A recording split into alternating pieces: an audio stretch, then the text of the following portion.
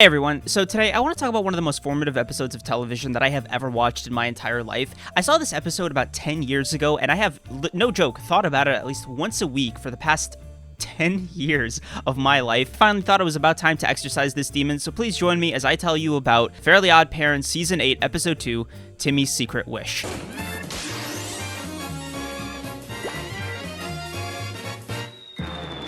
Now, this episode follows Timmy Turner after he makes his 1 millionth wish, a huge milestone for any god kid, and one that leads him to having a massive party thrown in his honor back on Fairy World.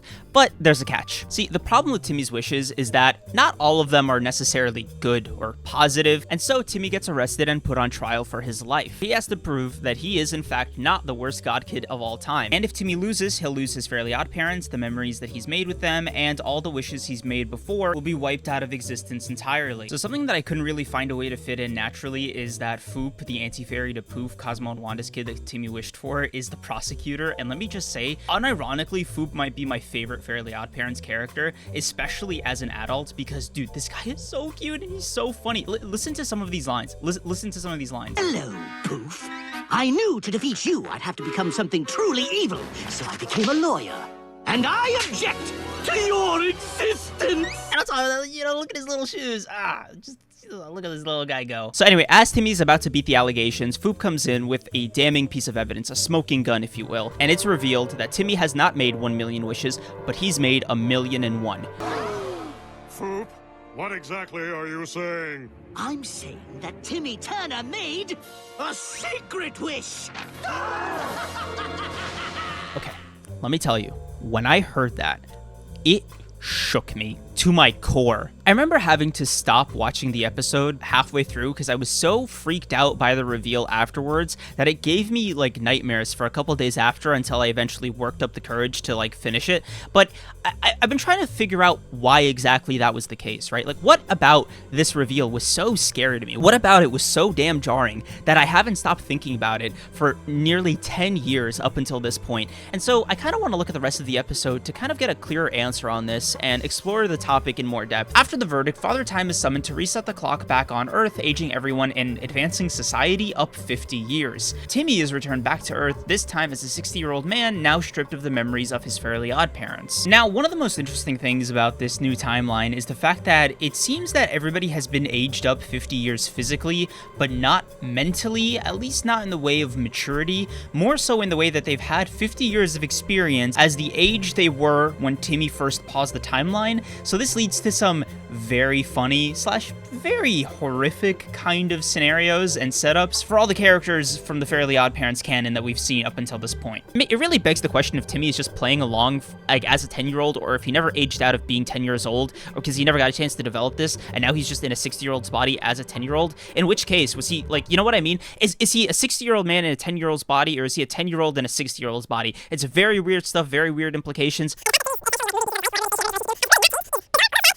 I eventually went back and watched the rest of the episode, but even a decade later, I still find myself thinking about this episode, and I wasn't really sure why until really recently that I think, as an adult, I was able to take a step back and fully articulate, kid me's thought process behind the fear. I think that on some emotional level or some intuitive level, I understood that cartoon characters don't age. They're not supposed to age, and it's just something, because of the nature of them being cartoons, we don't really question, and we just kind of take it at face value because, they're cartoons, they're fake, they're for kids, whatever. And there was just something so jarring about this reveal. Like, when you're 11 years old, you don't give a shit about canon. You don't know what it is or what it isn't. And so for me, it recontextualized the Fairly OddParents that I had been watching up until that point and made me reevaluate everything I'd ever known or considered about my presumptions about, cartoons, shows even, right? After reuniting with everyone back on Fairy World, thanks to some help from Mr. Crocker, who looks great, by the way, Timmy and the gang then go on a rescue mission to get Poof out of the Hocus Poconos, which is kind of like a purgatory for erased wishes. After locating Poof, Timmy sacrifices his life by distracting the big fairy-eating parakeet, don't ask, guarding the exit so everyone else can get out with Poof. Honoring Timmy's sacrifice, the gang calls for an appeal on Timmy's case to the Fairy Council. And upon being moved by Timmy's brave sacrifice, Fairy Council Council agrees to reinstate Cosmo, Wanda, and Poof as Timmy's Fairly OddParents. Father Time is summoned again to reset the clock back on Earth, and Timmy learns a valuable lesson about making secret wishes, except does he? Really? See, the end of this episode has always vexed me for the simple reason that it's not really stated whether or not Father Time or the Fairy Council or anybody really undid the effects of Timmy's initial secret wish. More so, it's kind of implied that they just reset the state of the world to what it was at the start of the episode, where the effects of Timmy's secret wish were already part of reality. The Fairy Council has ruled that everything should go back to the way it was before Timmy made his secret wish. Very well. I will now set time back 50 years. Ta-da! Really, the big question at the end of the day is, are the effects of Timmy's secret wish still active? Did they just say, hey, it's cool that you paused time for 50 years, no hard feelings, go off, king, you're gonna have your Fairly OddParents forever? And there's an additional layer of horror on top of all of this, and that is the fact that Timmy is probably the only one that remembers this entire timeline sequence. So does that mean he's the only one that has the memories of those 50 years? Is Timmy now just a 60-year-old man who has the ability to make wishes from his Fairly OddParents?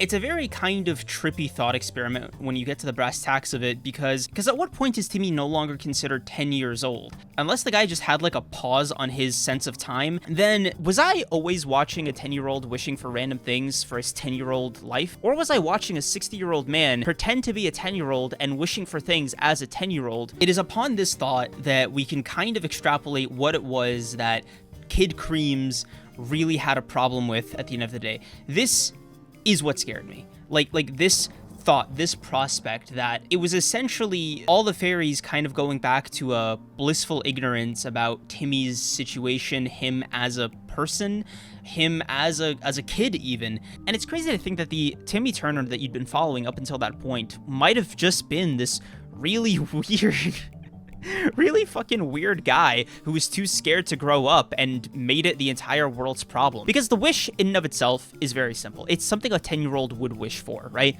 You know, I want to keep my Fairly OddParents, because who wouldn't want to keep all-powerful wish-granting fairies that cater to your every whim as a kid, right? But at the same time, I wonder, right? He knows about the wish, he remembers it, he admitted to it. Has it been 50 years for him? Does he know about the passage of time? Does he, like, clock those memories in? Look, if I really wanted to reach for a deeper meaning for this episode, I could say it could be about the fear of growing up and why you shouldn't run away from it. And I think that's a pretty good lesson, all things considered, because it's a pretty unavoidable, you know, intrinsic value of the human experience. But I would say that my kind of reaction to it had a very different effect in that it made me misunderstand the entire conceit of what cartoons are trying to do. Like, I don't think Fairly OddParents was setting out to make a surrealist horror Twilight Zone episode for kids. What I think it was doing, and if I'm being really charitable here, I would say Fairly OddParents just trying to teach this lesson the hard way, because like me, at that time, I was slowly growing out of the Fairly OddParents audience mentality. Timmy was older than me when I first started watching Fairly OddParents. I think I was 7 or 8 years old, and he was 10. By the time I was 11, it had been 4 years of watching the show, and at some point there was going to be a moment where I kind of had to grow up or grow out of Fairly OddParents, and it was very weird that the show, whether meaning to or not, kind of expedited the process through this episode by showing me that there was kind of a deeper layer, that things can be immersion breaking, that, hey, maybe it's time to move on. Hey everyone, so I was totally ready to end the video there, but I ran into the craziest thing while I was editing this video, and that is a clip that I just have to show it to you. I am the good guy! What? An older version of me?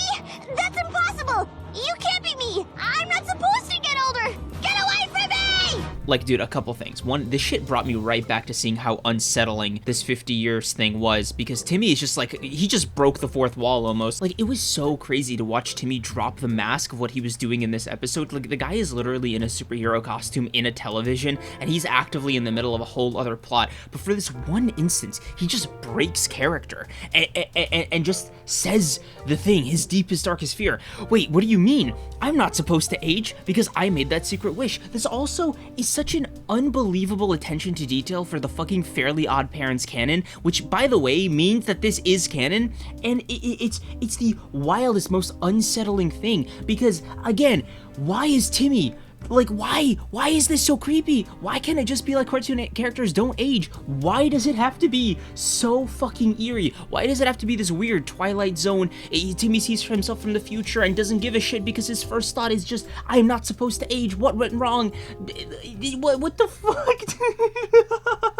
And like, the audacity of Timmy to end with this line. I don't get it. If I'm the good guy and he's me, who's the bad guy? Like, dude, it's you! You're the bad guy! What are we doing here? Timmy is such a psychopath, man. Like, the guy broke for a single instance and went, without skipping a beat, paused this guy and just went right back to role-playing. That is so fucking insane. Anyway, I just wanted to get that off my chest. This is just so fucking weird. Why? Why are they paying this much attention to it? I'm gonna lose my fucking mind. Anyway, Timmy's secret wish is fucking unsettling. I'm maintaining by it in my adulthood. I don't care. Thanks for watching, everyone. Like, comment, and subscribe. Bye.